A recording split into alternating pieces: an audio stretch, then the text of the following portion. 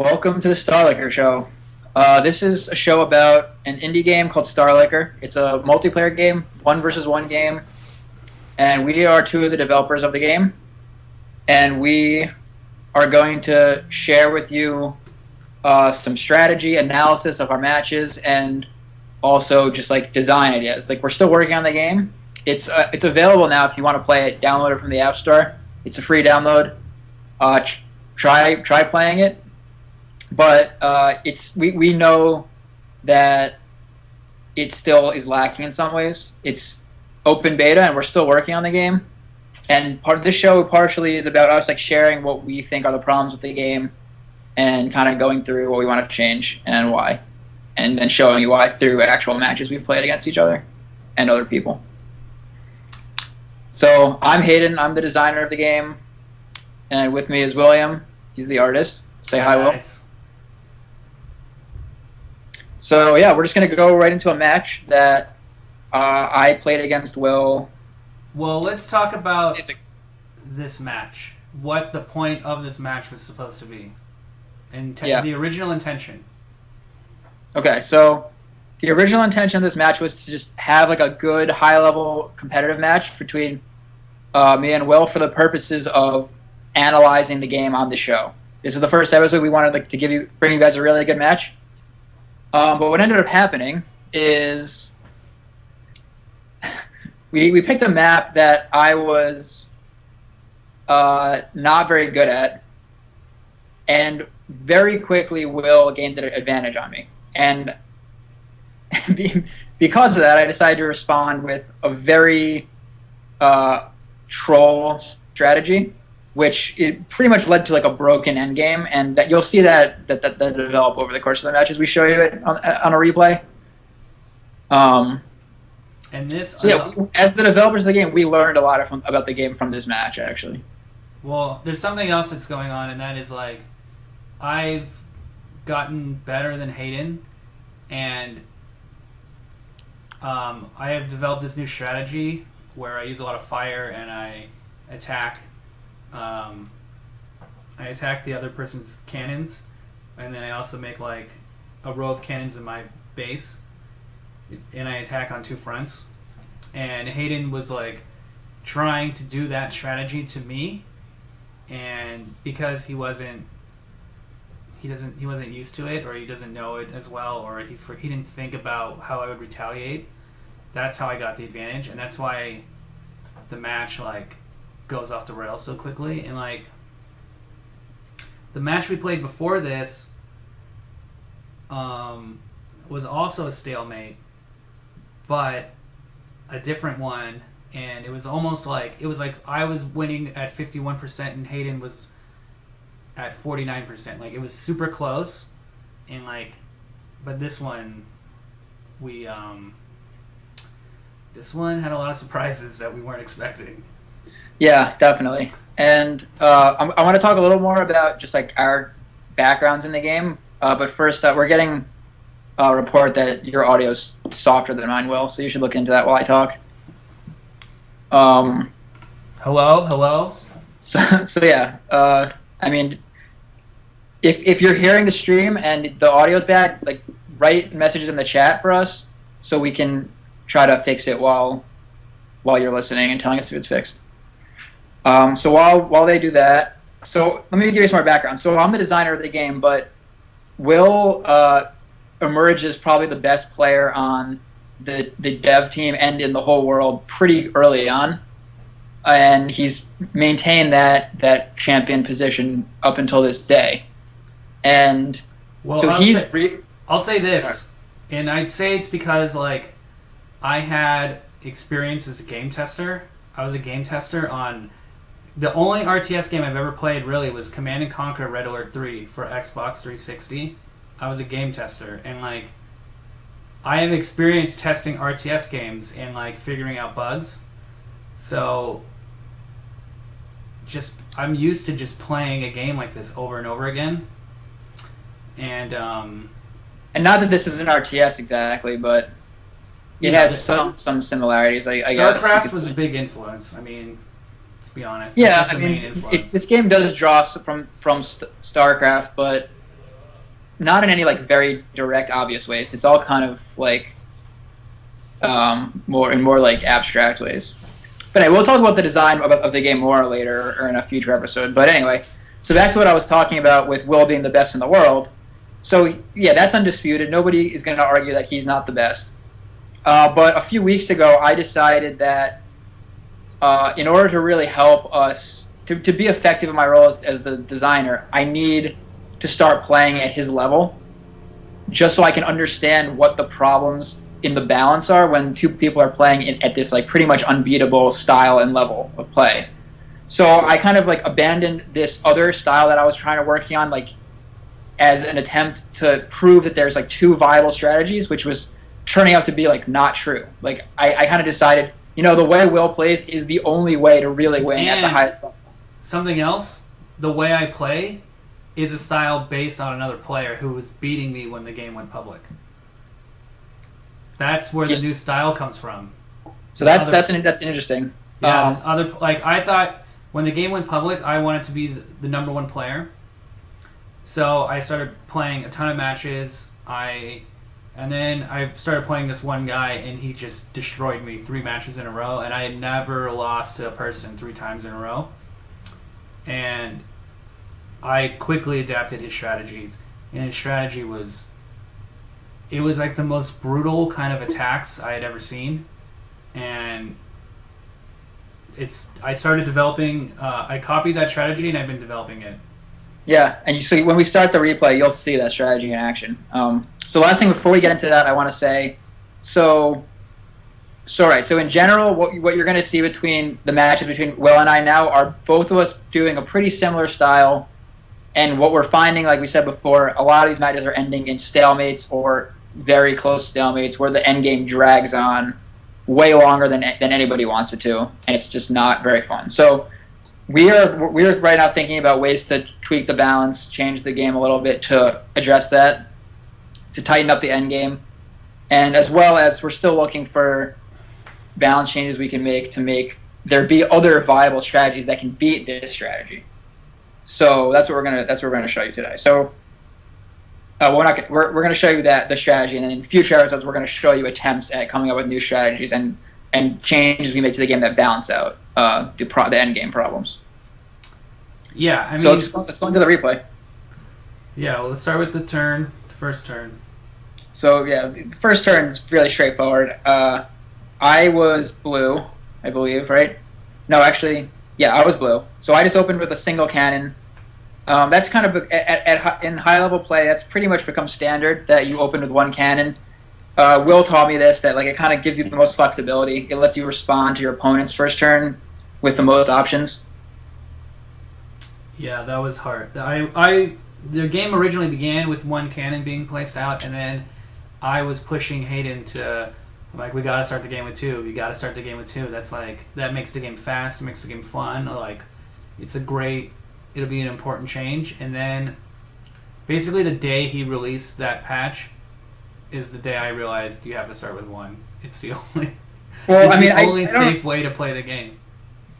Right, but what you said before is still true. It's still probably more fun to play when you start with 2 because it kind of gets the match moving along quicker in the beginning. But you're right. It's probably it's according to the current top level metagame, it's probably not the best opening move. So anyway, you saw the very straightforward defense there. Also, we should probably just quickly, in case you haven't played StarLicker before, it's basically it's a 2-player game where we're both setting up units that create a bullet pattern, and then we take turns using this ship piloted by a bunny rabbit to defend that attack by absorbing all the bullets on the screen. And you'll see the rest of the game just from watching it. So let's go to the next turn. So in this turn, you responded with 2 cannons. Do you want to talk a little about why you did that? Okay, the reason why I started with 2 was because I didn't want you to buy one and put it on one of my back nodes, like near my home base. I think defensively, the best thing you can do in this game is have the back line with your own cannons, because that means the other player can't put their cannon right against your building, shooting it. So then Yeah, in makes this turn, sense. what you're seeing is I then got harvest. Well, So I'm still watching my defense. So I also got oh yeah, harvest. you're doing it's your Um, turn. Never mind. right, I got harvest. So that's a defensive ability that lets you gain energy from your own cannons. So when you saw me hovering over my blue cannon, that's what I was doing. I was collecting energy off of that. Oh, And the reason I got harvest first was just because that's also like a pretty standard opening move, and because it's an economical move. Like you boost your economy early on while you don't need the other abilities to help defend. another thing about this match is that we're playing with the basic default setup. We're not using any special powers. Right. So Yeah. that So played into a lot of the strategy. the game allows you to select one special power for each of your units, which kind of like tweaks its functionality a little in a specific way. But for this for this first episode game, we wanted to play with none of those special powers on. So you're seeing like a totally vanilla lineup from both of us. All right, let's go to the next turn.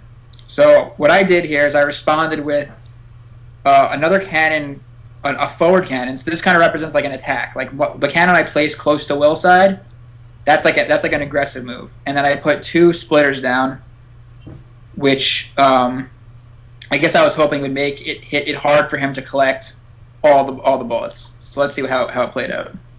Right, and So that's now Will's defending. and this is your first mistake because it isn't that hard to collect, you know. And to think that this would be hard for me to collect is not. Well, so let's like it's like a let's start bad. over. It's So a you bad. are missing. I You mean, are it's missing some harder bullets off to the right collect. side. I'll say this: it's harder to collect, but it's not. It's not really effective at your goal. Okay, but I will say that you did miss a bunch of bullets off to the right side, It's and true. a couple bullets hit your cannon. So you're right. It's not like Actually, impossible, yeah, it was pretty but stressful. it was But like, it was challenging enough that it did something, at least in the sense of denying you some energy and doing a tiny bit of damage to your cannon. but one thing it did allow me to do was harvest and collect bullets. Right. Oh, because you had enough to get the super. Is that what you're saying? Yeah. Okay, Well, so like- that's what you saw. So Because there's another strategy where on the early turns, using the re-aiming seeker, like you make it so they can't collect anything. right. Well, let's not talk about that now. Let's talk about that when we actually have a match that's showing it. Yeah. Okay, so let's This is run the most the hardcore- replay again on that turn, and like notice how at the end of the turn, you'll see that bar in the top left hit the top, which allows him to trigger super. Which super has like two functions. It makes all your powers go into like overdrive mode, but it also extends the length of the defense turn by the duration of the super. So Will uses that as in a very common technique to gain extra harvest time at the end of his turn. That's what you're seeing at the end here. Now, let me ask you this: if you think that if this strategy was if my strategy here was bad because I fed you too much energy, what should I have done differently to prevent you from being able to get that super at the end of the turn? You should not have bought that cannon next to my cannon. So I shouldn't have done the aggressive move. I should have just put another cannon at my base, and then that should have been it for cannons. Yeah. Because look, okay, so right now I'm getting all this money, Yeah. and the way I respond is I completely destroy your cannon. And Okay. Well, I haven't gotten to the next turn yet. So another thing I want to say: when we say energy or money, we're talking about the same thing. It's the one resource in the game. We use those two terms interchangeably. Technically, it's called energy, but it's money. All right. So I'm going to go to the next turn. So let's first talk about what did you do in response. So you put down a seeker to target my attacking cannon, my forward cannon. Right? yeah, there's an eyeball. Yeah, that's the seeker's eyeball. The seeker lets you aim the bullet stream in any direction you want. And Then I bought yes, that then you squiggler. put a. And this Okay, yeah. What's that squiggler for? Talk about this that. is the beginning of the problem, and this is why, like, Squiggler is this unit that's really cheap, and it has a huge amount of life. So we've been using it as a defensive, almost like a defensive wall. Yeah, it's a meat shield. Yeah, it's a meat shield, and that squiggler, because you left that room between your cannon and your splitter.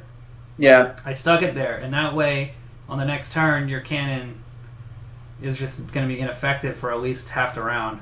Yeah, that was a cool move because like, the reason I left that space is because I was planning on putting a demon there later. A demon's a unit that converts the bullets to fire bullets, but then he kind of messed that up by putting that squiggler there and kind of neutralizing that cannon. So that's an interesting Here's something else. tactic. Here's another thing. Hayden's been learning my new strategy, but he's a beginner at it.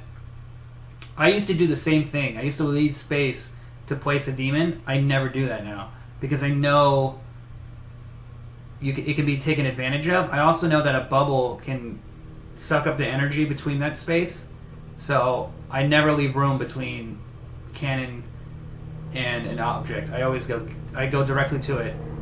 And honestly, like that splitter, you could have sold the next round and bought another one. Yeah, so you can sell the units for half the value that you buy them for, and yeah, that's definitely. See, if you look at my seeker, you'll notice no space between the cannon and seeker. Yeah. And now another thing though, I did leave space between my cannon and that squiggler, but that's because I ran out of money. Okay. And I invested heavily on cannon, demon, puffler. Right, so let's talk about your attack. So you also placed a forward attack on this turn, which is in the form of what you just described. And if you run the replay again, it was actually effective. Like I got bubble, but I still took damage on my forward cannon, and a little damage on my. I'm gonna play the replay. Oh, you haven't played it yet? Sorry. Yeah. So what you're seeing now is what I'm describing. So you see my forward cannon's getting damaged a lot, and my back cannon, which he's attacking with the demon puffler combo, is also taking damage. So this was not a very good defense for me. I played it badly, and I just wasn't. The board position was very hard for me. Like there was not. I could have done better, but not much better. I probably could have saved the forward cannon, but it would have been damaged a lot. I probably would have had to refresh its life. So there's another common tactic where you sell a unit and then buy it again and put it in the same place just to kind of heal it. It basically costs half the value of the unit. We're going to add a repair function that lets you just heal a unit for half the cost of a new one to kind of make that tactic a little more obvious. But that's not in this build. Okay, so anything else you want to say about this turn? If I didn't attack with that forward cannon, you would have been able to go up to the top of the level and just hover between my two cannons, and you would have had no problem defending. Also, You would have had an advantage of 3 cannons versus my 2 cannons, which would mess up the economy in the game to your favor. The way I play now is I always make sure I either have more or equal in the amount of cannons to the other player. Cool. So yeah, by the way, every time you see me looking down, I'm actually looking at my iPad. It's an iPad or iPhone game, so we're both watching the game on our iPads. And what you're seeing, the footage you're seeing on the stream is being captured off of Will's iPad. Yeah. Okay, so let's go to the next turn.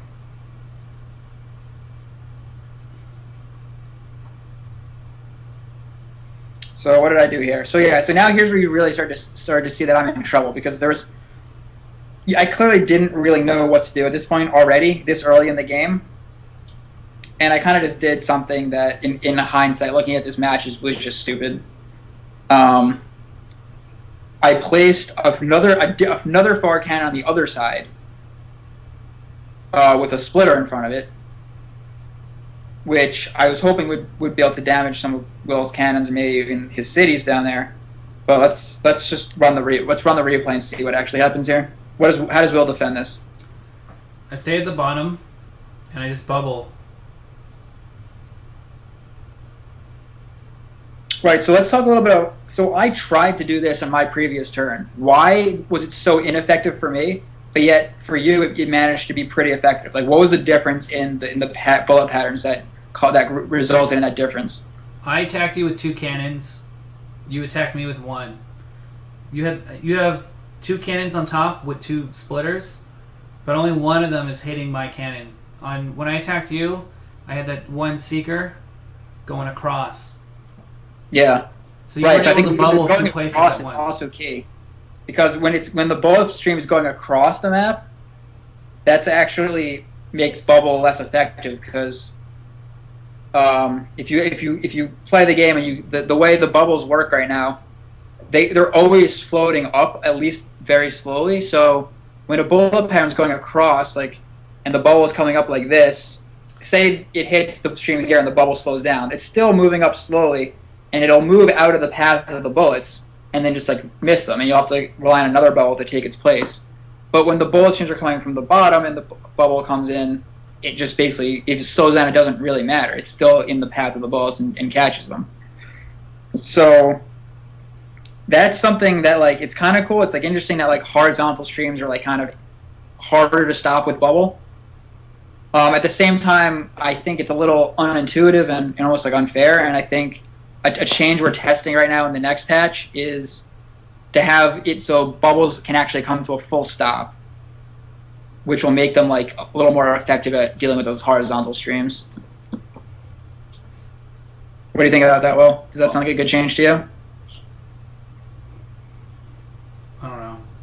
I have to test it. Yeah, I will say we haven't really play tested it yet. We will. We're definitely going to do future episodes on unreleased patches, so we can kind of like show you what we're thinking and whether we think it's working or not, and hopefully get some feedback from you guys as to what you think is good and what's working and what's not working in the game. Okay, so anything else to say about this turn? So I think I'll say this: at this point in the game, I wasn't feeling that confident. Really, I was just about to say, like, I think at this point it's clear that I'm falling behind badly. So that's interesting that we disagreed on there. So let's go to the next turn. All right, so the next turn. I mean, I'm just mean. Yeah, so this is really the turning point, because this is the turn where, like, now all of a sudden you only put down, like, maybe you put another demon and a puffler, right? No. At the top. That was already there? No, what I did was I sold my seeker. Right, but I'm saying, okay, you're important though, because a lot of people don't sell their items; they just keep it there, and they use it. Even though the game is changing, they keep existing units because they think like, "Oh, I bought that. I want to make it last." But you got to be willing to sell anything, everything, no matter what, like, because that can make it or break it for you. Yeah. Right. So he sold the Seeker, replaced it with a Demon and a Puffler combo. And then he added a Squiggler down at the bottom. I guess what was the purpose of that Squiggler? Just to like make it harder for me to catch the bullets. Yes, and I also didn't have enough money to buy a Seeker at the top. And I knew if I put a Squiggler down there, it would just completely nullify that cannon that you have. Because you see, there's like very little space there. So like the bullet, I have very little time window to really catch those bullets before they hit my cannon. I don't even care about that. I just care about making that cannon obsolete. Right. Okay. So it's also a meat shield effect. I see. And if you look at, but what's really destroying you is that Puffler. Yeah. All right. I haven't hit play yet. Let me watch this turn here. I did not expect to do this well. So the top Puffler or the bottom Puffler? Which one are you talking about? Top one, because you left that space with the splitter. There was enough space for me to shoot you. Right. So I see. So those fire bullets are coming out of the Puffler, going straight into the cannon, not even hitting the seat. So the splitter's not providing any meat shield defense there. I also just like, so let me think about this. Why did I like just ignore that spot and let it die so quickly? And I guess it's because I thought it was more important for me to save the lower cannon, which then ended up dying anyway also. So this turn is just a complete disaster for me. What you should have done in this turn was... You can see I lost two cannon losses, damage on almost everything else. This was a complete disaster of a turn. What you should have done was just stay at the bottom and just harvest and suck up the bullets that went directly into it. And still let the top one die. Well, you could bubble the whole time. Maybe that. Yeah, well, bubbling is hard against the puffler, but yeah, you're right. So It's actually really hard against the demon fire bullets coming out of puffler. if you want to Because do the well at this fire- game, hold on. I'm talking. You talked over me like 80 times already. All right, go ahead. Okay. No, if you want to do well in this game, you got to think about like what's the best thing a person can do to your attack. Like what is the only thing they can really do? And if they're left with no options but to just let something die, then you got a good attack. Then at this point in the game, you texted me and you're like, "This match is already over. It's already a good game." Yeah, this is the point. Yeah, because this is the point where I lost 2 cannons. I look at the board at the end of this turn, and it's me 1 cannon, and Will with 3. That's like a pretty hard deficit to come back from right there. Like, if I could counter Will to make a mistake, maybe not, but I know how good he is. He's not going to blow a 2 cannon lead in a game. So, yeah, at this point, I pretty much knew I lost. So now here's where it gets ridiculous. Well, hold on. I'm watching the replay again. How much money did you have at the end? A good amount. Let me run it again too, so we can see the exact amount. But it wasn't enough to replace 2 cannons plus the other stuff I lost.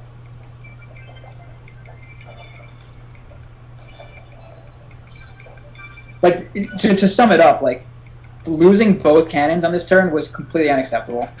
And although this leads into another thing, is that like should it be like is that too harsh?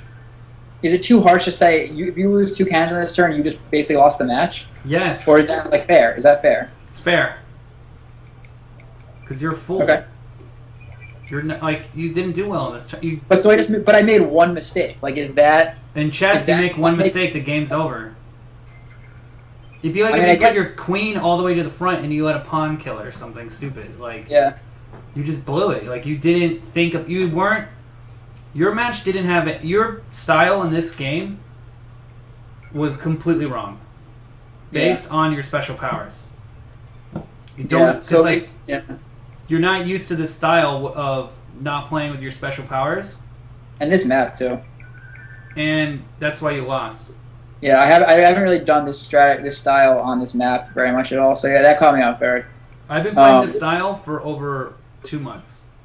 Every day, multiple matches. Okay, so you're saying it's fair because I basically made a lot of really newbie mistakes against somebody who's like pretty much the best player in the world. That's going to result in like a GG immediately, like, and that's fine. This and is that's what a good point. You stood. You're playing Street Fighter 4, and you just stood there, and you let me do an ultra combo to your face twice. You know? Yeah. No. Yeah. It's like you're not hitting block. What am I going to do? So I guess what I'm really trying to get at is like, let's go running with that analogy. Like if I let you do 2 ultra combos to my face in Street Fighter, then like it's gonna be pretty obvious to me as the loser who just got his ass kicked. Like I just really messed up. I shouldn't have let him just get off 2 ultra combos right into my face without even blocking. And that's something that's going to be like really obvious to me, and I'm going to learn it right away. In this game, like, is it obvious why this was GG turn? No. It's not nearly as obvious as like an ultra combo. To you, to me, it's extremely obvious. Right, but I'm talking to anybody, to like the average player. Is it obvious that this was a really bad turn for me, that I just lost the game right here? That's just some food for thought. We don't have to answer. Ironically, you didn't lose the game. All right, so that's a good segue into the next turn. So, so having accepted that I can't win the game, I knew I could not win this match. I was like, all right, I'm just going to be an asshole. And I went with a completely defensive trolling style. So in this turn, I put down 5 Guardians all around my cities. And Will just had free reign to have a very easy defense. Only my cities are firing. What were you thinking at this point when you saw this response? So I was just like... I was just disappointed because I was really... this match was huge for me. It was going to be on the podcast. It was going to be like me and you playing against each other as hard as possible, and you had gotten a lot better, and I was expecting a long, good match. And at this point, I was just like, oh, this sucks. This is like a terrible match. Yeah. It's true. Will really does like showing off how he's better than me at this game.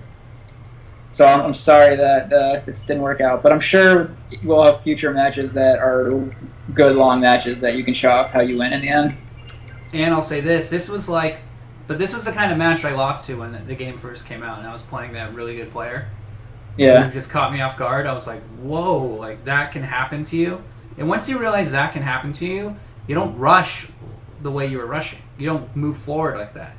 Yeah. Completely, because like you thought, oh, this is gonna catch him off guard. How is he gonna like be able to handle this? And like I showed you, I'm like, I'm gonna use fire at 2 fronts, and you're gonna be screwed. Yeah. No, that's a great point. So there's not that much to really talk about or show in the rest of this match, except that I would just continue to be a troll. Will alluded to the fact that the Squiggler is too cheap for how much HP it has. And as a result of knowing that, I decided to just like make a wall of Squigglers around my base. So I mean, Will, are you showing all these turns along the way, or should we just skip a few turns? Skipping them. Okay, so let's just skip a few turns. Oh wait, there's a couple where you try to buy stuff. Yeah, like at one point I was like, maybe I could still come back, or maybe I could turn it back into like a match that's at least entertaining to watch.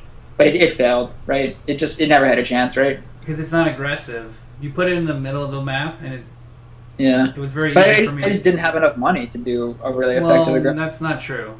You could have moved it. If you moved it one over, you could have hit my cannon that's just sitting there, not doing anything. And then the other part of the splitter would have hit my building in the middle.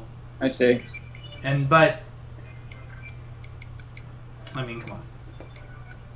So do you actually think that if I put that forward cannon to the right, that would have actually made a difference? Yeah, it would have made a huge difference. So I could have come back? Is that what you're saying? No, but you could have made the game somewhat challenging instead of it's just a walk in the park. Yeah.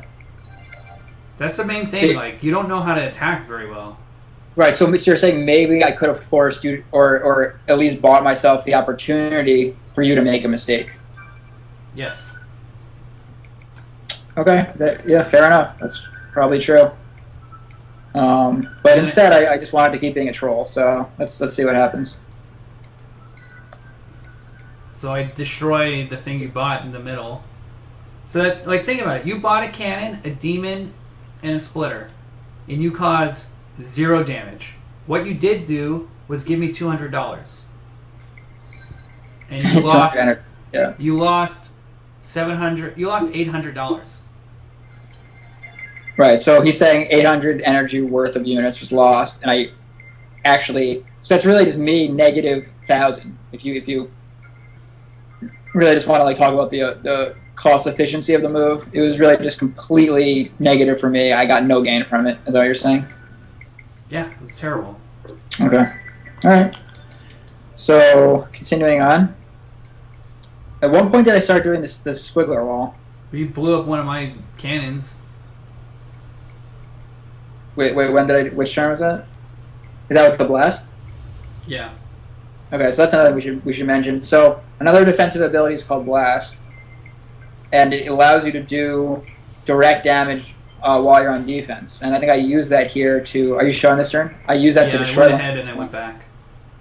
Okay, so yeah, that's when you saw it was green blast coming out of the ship. That was blast upgrade, and I used it to kill that weakened cannon here.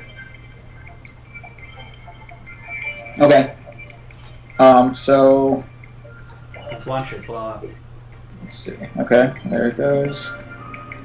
Okay, yeah. Now here, the next turn is where it starts to get just completely ridiculous.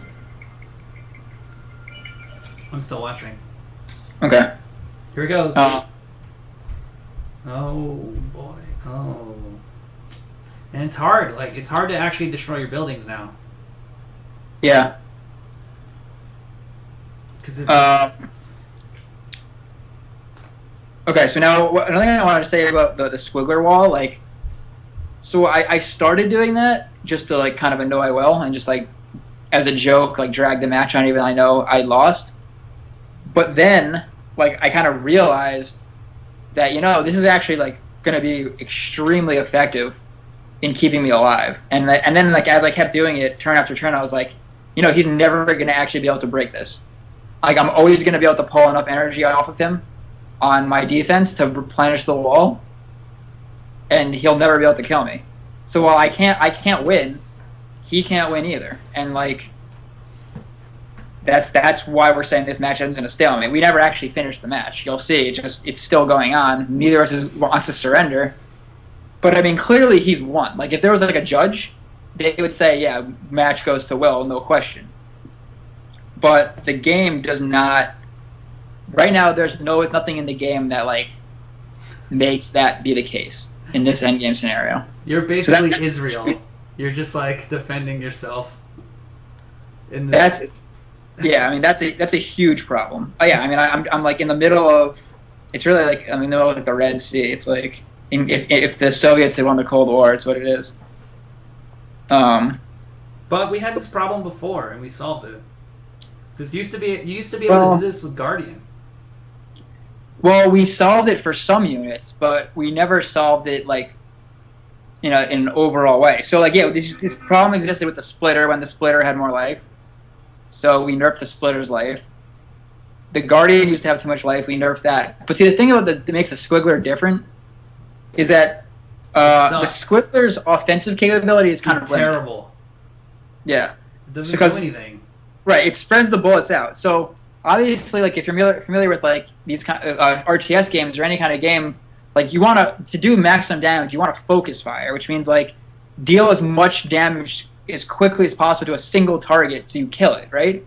Squiggler does the exact opposite. It spreads out your firepower over a wide area, so it's the anti-focus fire unit.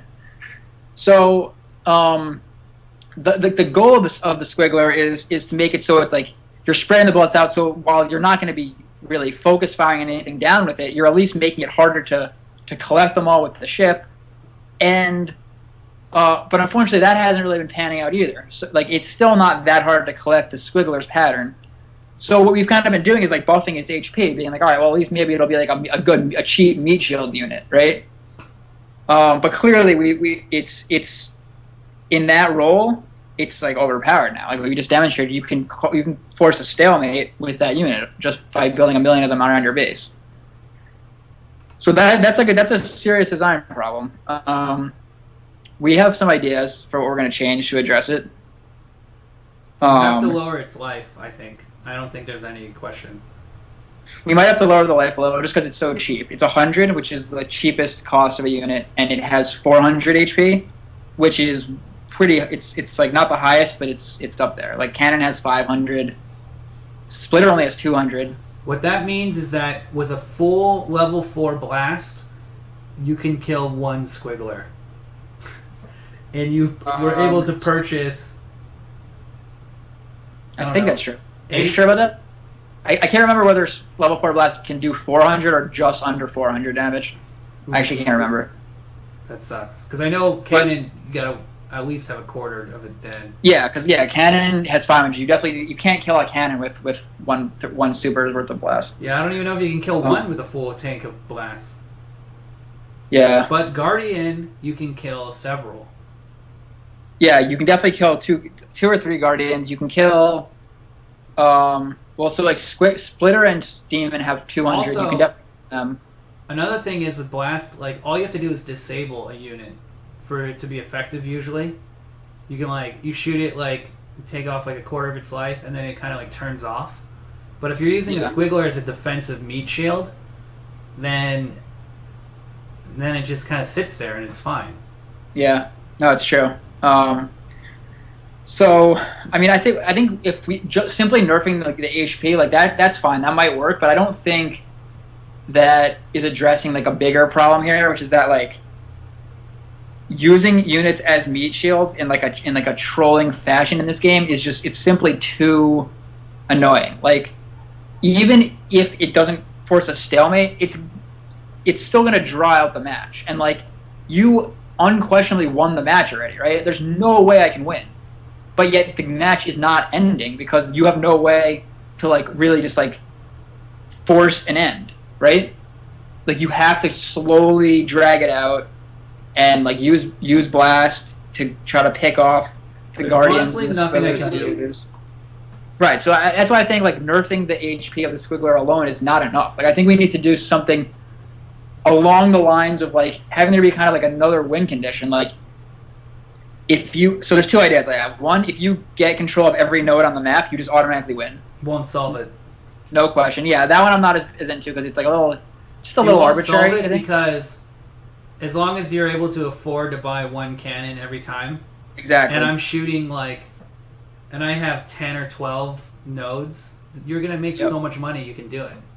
Exactly. Plus, That's what I repair. was thinking. With repair, you only have to do 200. That's not gonna solve it. Exactly. So that's why, because I realized that's probably not going to work, I thought like, okay, you know what I think we need? There needs to be a way like, so right now we have this mechanic where if you notice those dots above the cannons, you show them on this video. Well, I'll show 'em, yeah. those dots represent like how long the cannon has been out and how fast its bullets move. So the longer a cannon's been out, it shoots its bullets faster and faster and faster, which makes them harder to collect, obviously. Now, that's really cool. I think that's a cool mechanic, but the problem with it is that when you sell your cannon to rebuy it to like kind of repair its life, you're resetting those levels on your cannon. So you never really have a way to get your cannon up to a really high level. So when we add the repair in the next patch, we're gonna make it so the repair in your cannon it stays at the level that it's at, and it just gets its life back. And this way, like you're going to be able to just keep seeing cannons level up all the way to the max level. And what I want to do at max level is just like make the cannon go into like a super mode where it actually fires bullets that are unabsorbable, or like some other thing that makes them just like so powerful that like if you let your opponent get an arsenal of fully upgraded cannons, you lost the game. No troll tactics or anything are going to save you. It's over.